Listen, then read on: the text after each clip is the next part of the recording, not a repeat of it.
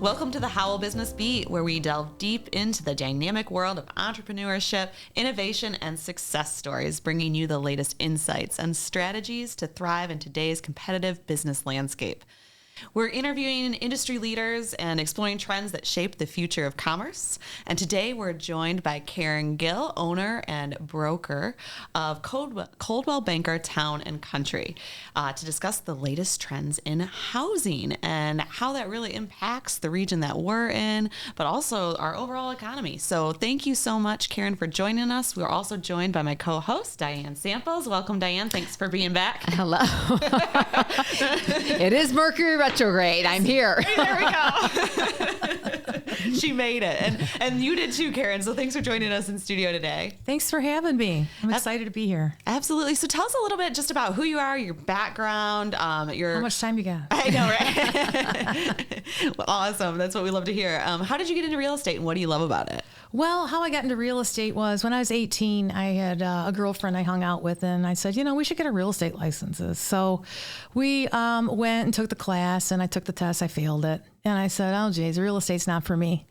So I went into selling cars and working in sales positions and going through the years of getting married, having kids. And then my husband and I, Terry, we decided to start buying some rental homes, fixing up some homes and renting them out. And he's like, every time I call an agent, they don't pick up the phone. He's like, you got to get your license. And I said, oh, no, I did that. It's not for me. You can get your license, but I'm not doing it. He signed me up. So he signed me up with the instructor, Pat Bean. And I took, who now works for me, which is so weird how things come full circle. So anyways, I took the class with her and took the test, passed it. And we really got it. I got into it, for the, getting into rental homes with it. I wasn't really looking to be an agent per se.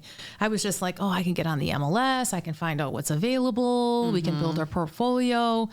But then I got into the office setting and I'm like, oh my God, this is great. I love this. This is me. Like I can have my own career, but I could still be there for my children. I have 4 children and I could still be the chaperone and I could go do the things with them and still have my own thing that I did. Mm-hmm. And I loved it. And then going out and listing homes. And I didn't know anything. I literally was green as green can be. And I think that was a good thing. Mm-hmm. So I just started diving in going, this is unbelievable. This is just a great thing. So, and then after getting into it a little bit and learning some things like you do with every profession, I said, I got to have my own place. I got to have my own brokerage because I like to do things in a fun way. I'm all about energy, synergy.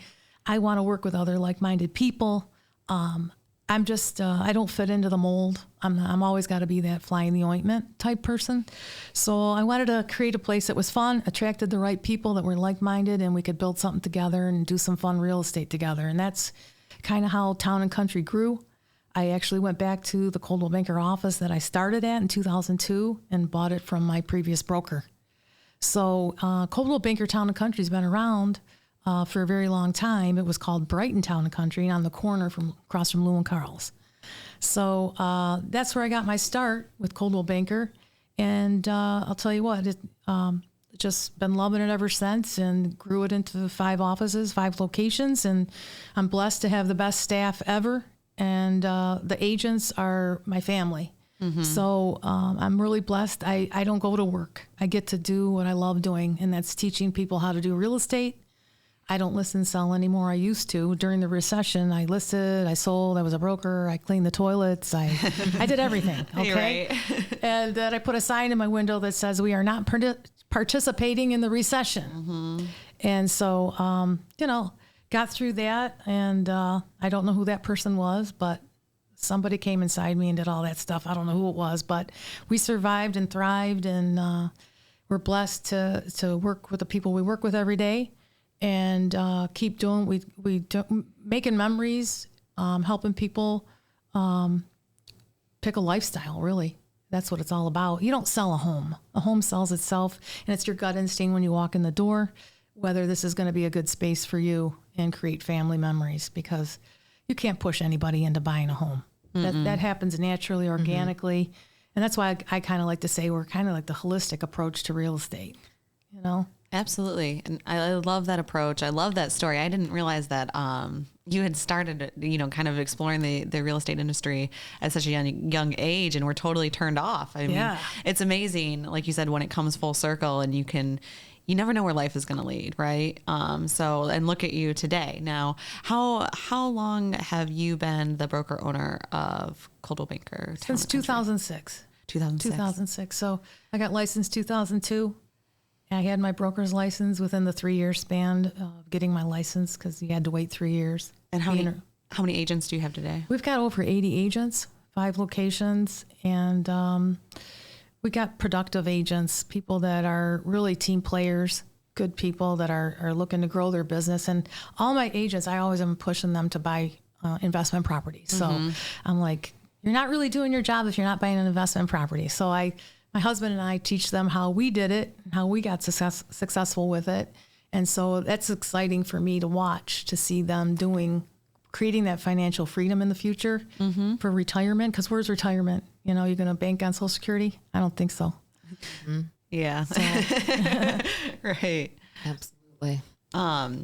Well, so as we talk about, before we jump into talking about kind of where we're at locally, do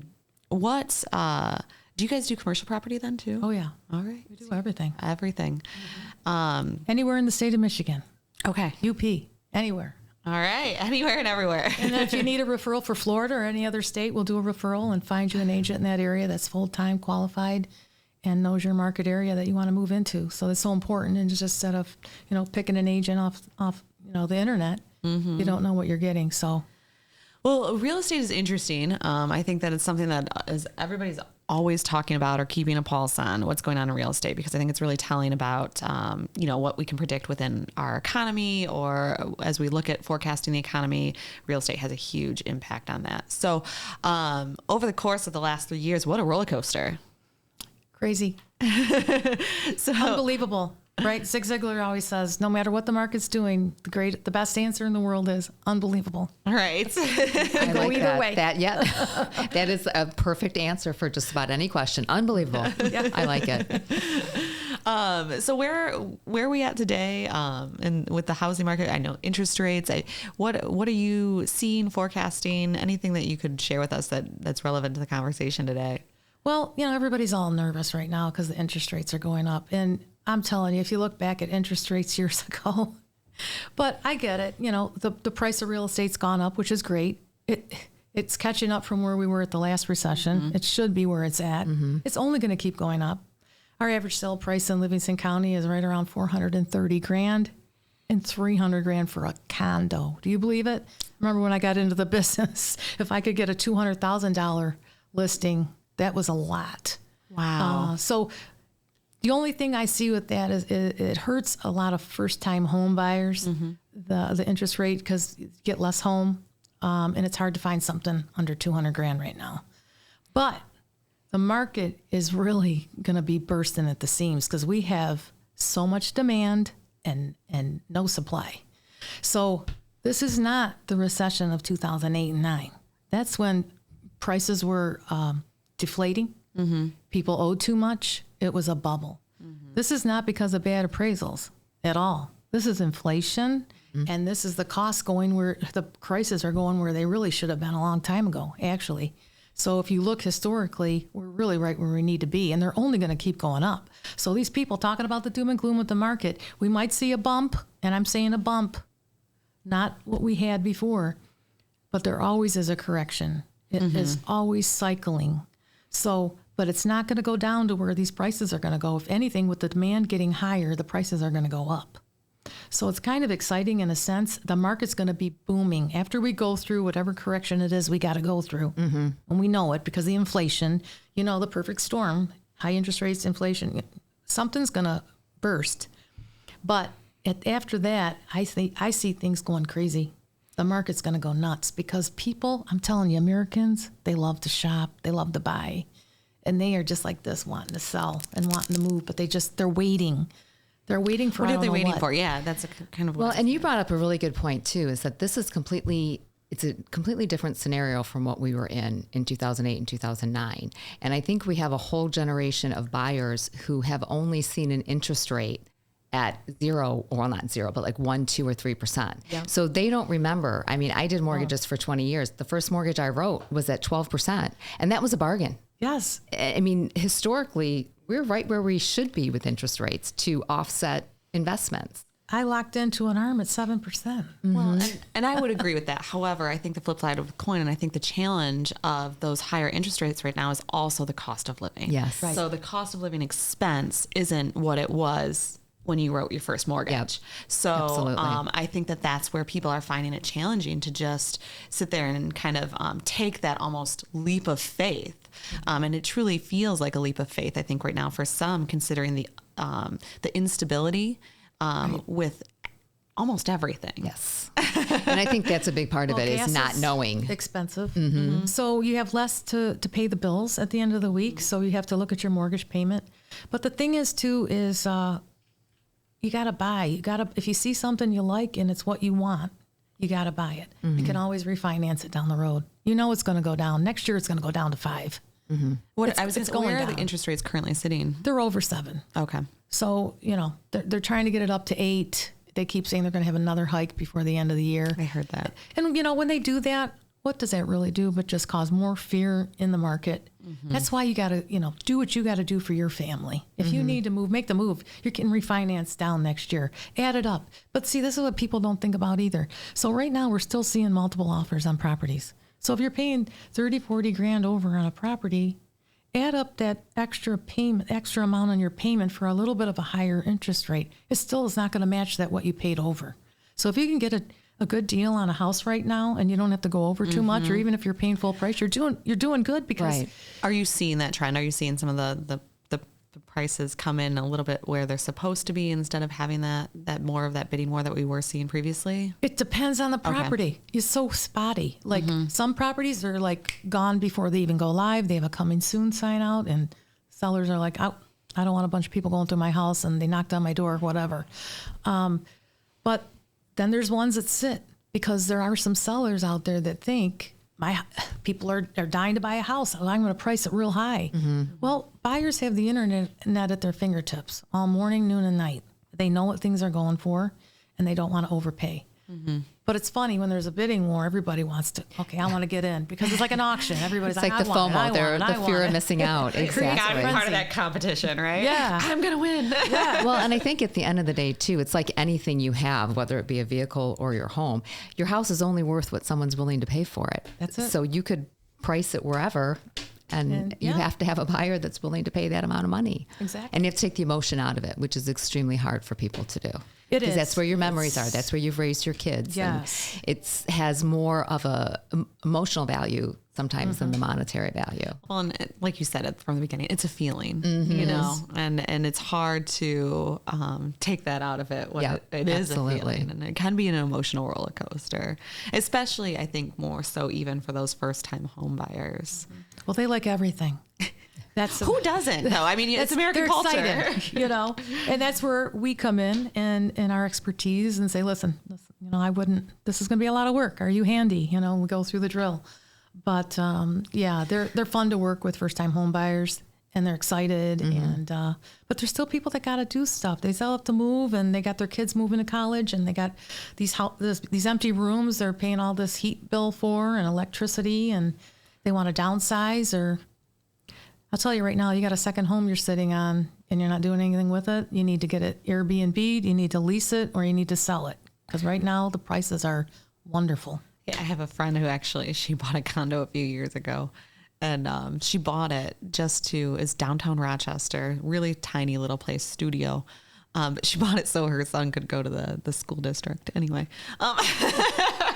People do it. Absolutely. She just got hit with an HOA and she's like, all right, that's it. We're getting there every weekend. We're getting this place in shape, and they want to Airbnb it out for the holiday season because downtown Rochester with the lights, it's great opportunity. So, and that amazes me too. When you think of these places that people are Airbnb, like Rochester, who would need an Airbnb in Rochester? But people do. Honestly, for leave all your house sorts of county. reasons. Brighton. Yeah. That just still blows People my don't mind. want to go to a hotel. Yeah, What have they been doing to true. hotels? Absolutely. Talking about how, I'm not trying to down anything and I don't want to do that to another business, but do you notice how We have people are comfortable in a home? Yeah. Well, we have really vibrant downtowns. Yep. And people are interested in kind of visiting, staying a little bit longer, being able to have the walkability, access. They want a kitchen. The amenities, yes. They want their coffee in the morning. They don't want to go down to a hotel. It's just such a fun flip because, I mean, even like 4 or 5 years ago, you wouldn't think of doing that unless you were going somewhere, like on a vacation. Then you Airbnb, but just, like a travel night local. out. Yeah, you wouldn't think, I'm going to Airbnb something. Yep. You can Airbnb a camper. Yeah. That's been really They do yes. it. popular. Yeah. Yes. They have a thing now with your car. You can loan your car out I for the just day. saw that. Yeah. Yes. Yeah. Trugo or Yeah, a friend of mine was just telling me about that. There's And an she's app for actually that. done it. And she said it's super simple. My dad did it in Utah. Yeah. Get your car payment made every month. Yeah. If it's sitting in the Could you driveway. imagine? Mm-hmm. I know. That again, it's just a whole new, like, it's Concept. it's that entrepreneurship that just comes out and people see something and they run with it. And I mean, these ideas are amazing. And now a quick minute with our sponsor for today's episode, Brighton Ford. Brighton Ford is Livingston County's #1 volume dealer and is proud to be a sponsor of the Howell Area Chamber of Commerce. Brighton Ford has been giving back to our community for decades and is the place for all of your automotive needs. From their state-of-the-art body shop to their award-winning service department to their huge selection of new and pre-owned vehicles, they truly are your one-stop shop. Call them today at 1-800-NEW-FORD for exclusive chamber savings. Now is a great time to get on board with Brighton Ford. So for first-time home buyers, how are you working with them and helping and supporting them? And then I also think too, we're talking about investment properties. I mean, what are you seeing for trends there? And anything you could share and any insight you have? First thing with first-time home buyers, if you have family members that can give you a gift of money or something like that to help you get going. It's very competitive. Like I said, anything under $200,000, we got tons and tons of offers on it. So it's hard for them to go over asking and come up with that extra cash. Mm-hmm. That's where a family member needs to come in and give them a gift. Mm-hmm. Whether they pay it back or not, that's between them. But getting them in the door, because that's going to be their way to do it. Or they can start looking at some condos and going on the outskirts of the areas that have the higher average sale price. That will get them into something too. But it's so much better to own than rent because that money every month is going towards ownership. Mm-hmm. And eventually you can, refinance, take equity out and go buy an investment property or do something like that. But, and what was the question, Janelle? So, and then what are your trends? It sounds like you're seeing some trends, or at least you've been coaching your team on investments, kind of that second home, that financial freedom. So anything that you could share on that, I think would be really Well, I have one interesting. question for you. Yeah. How much interest do you make on your money in the bank? Not very much. Not a lot. Yeah. And what could you make owning a piece of property? You got the rent coming in. Someone's paying, if there is a mortgage, they're paying it down for you, and you're making profit every month and you have the write-offs. You can't make that in the bank. And people now are seeing what's going on, and they're taking their money out of their 401ks and they're taking their money out of their investments that are making nothing because they just lose it. Look at the statement every month. I had a Ameriprise account and I'm looking at it and I'm like, oh my gosh, we're losing $6,000 a month. I'm like, okay, let's buy a condo. Got a renter in there. Yeah. My money's working for me now. That's why we're saving it. So it's so important right now. If you have money sitting in the bank, buy an investment property. And they go, well, I'm going to wait for everything to go down real low. It ain't going down real low. Mm-hmm. That's what everybody's waiting for. And the prices keep climbing. Mm-hmm. We've talked to people over a year ago that were waiting for all these bank owns so they can get in the market. What's happened? The prices just keep going up.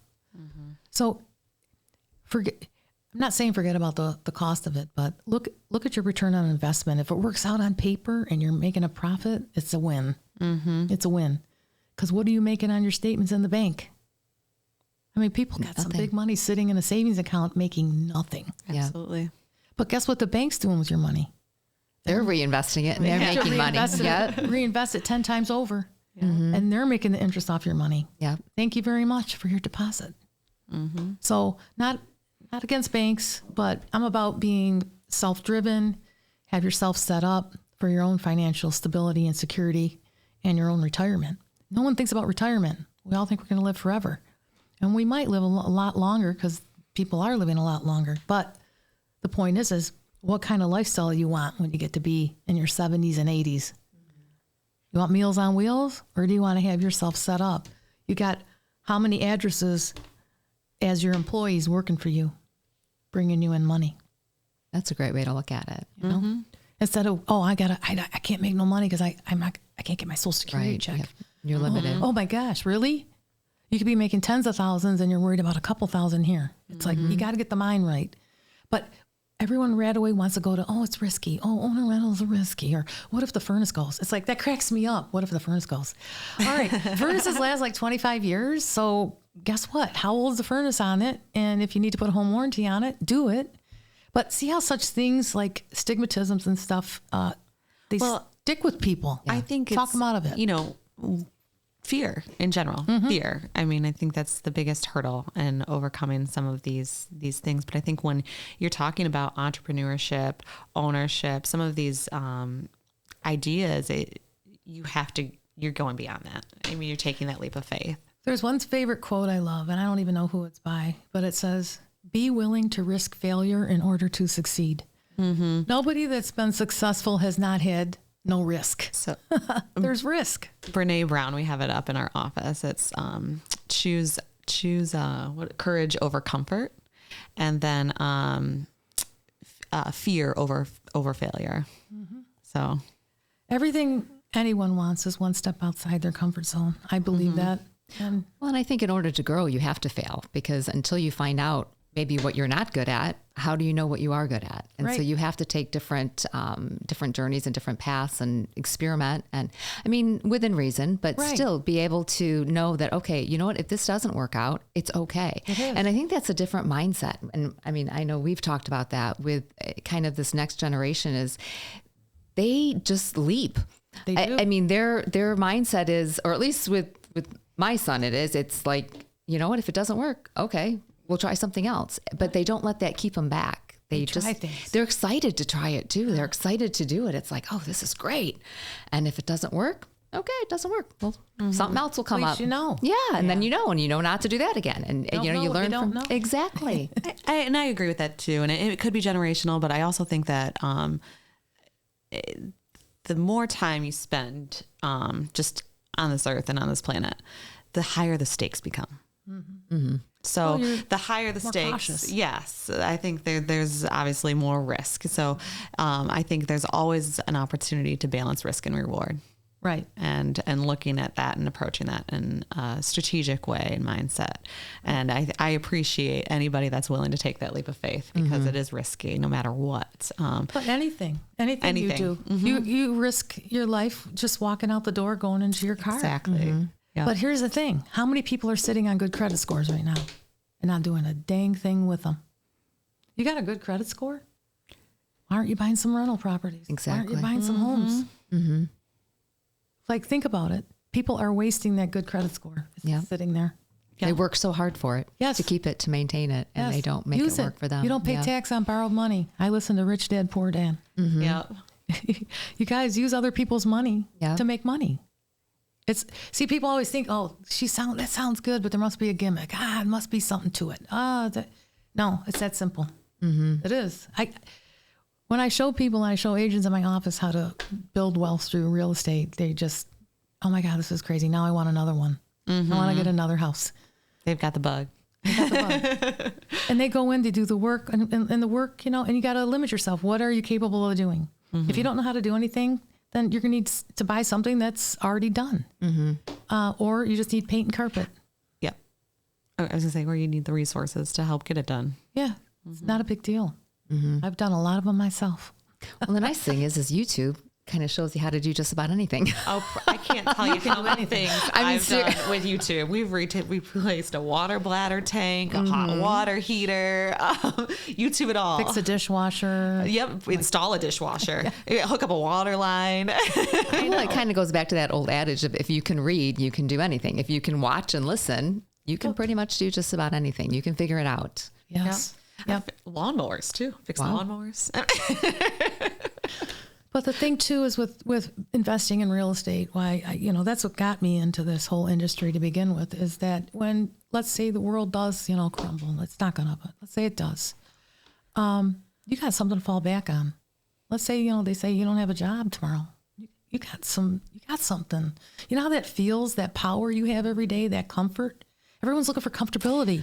It's right outside your comfort zone, right there. Get some investment properties. Well, I think then peace of mind. That you bring up such a great point, and I love that because I think then you're now working for fun. Yeah. Right. I don't have to. I love what I do. Mm-hmm. Like I said, I'm not going to a job. I don't consider my office work. Exactly. I get to go to my office. I'm blessed. Yeah. So I've got myself set up. My husband and I, we put the work in. We built up our rental portfolio. And that's what got me through the last recession as a broker. Wasn't off sales. No. Wasn't off anything but our investment properties. That's amazing. Because they keep on ticking. And guess what? The values keep going up and down with them. It don't matter. Rent keeps going up. Mm-hmm. I don't care what the home can sell for. And that's another great point that people aren't thinking of is the value may go up and down, but the rent itself keeps going up. Mm-hmm. Yeah. Well, Karen, thank you so much for sharing your story with us and sharing a little bit about our local housing market and giving us an update there and kind of where you see the future of real estate going. We really do appreciate you sharing your insight, and what a remarkable story. Oh, thank you so much. There's so much more. We don't have that kind of time. We don't want to get ugly. Yeah. But we like to be authentic, though. We'd like to get down to the nitty gritty. Well, I'll tell you, Livingston County is a highly desirable area to live in still. So you're sitting with a house in Livingston County.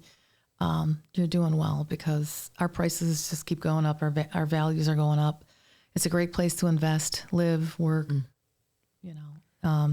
just telling you, it's not going to slow down. I couldn't agree more. And I think that our chambers are doing a good job, just saying. I love our Howell chamber. You guys really do put the effort in and really it's the do. businesses, it's the members. It is. They're the ones that make it a strong business community and a strong chamber. And you and our other businesses here are really the foundation to set the pulse for our local economy. And it's amazing to have that front row seat. Well, you guys are classy ladies, always doing wonderful things for the members, and a lot of stuff that we don't even, there's a lot that you guys do that a lot of members don't know about. There's so much Howell Chamber offers. I appreciate that. I know that, and thank you. And you were on our membership task force last year, and it was fun. It was fun. It was really great to just, one, get to know you a little bit better, but two, just share a little bit about some of the things that we do for membership. So it is a membership driven organization, and we're happy to be here supporting business and really just contributing to the overall prosperity of the region. So thank you, Karen. I love your story, and we'll have to have you back on for an update. Yeah. Sure, anytime.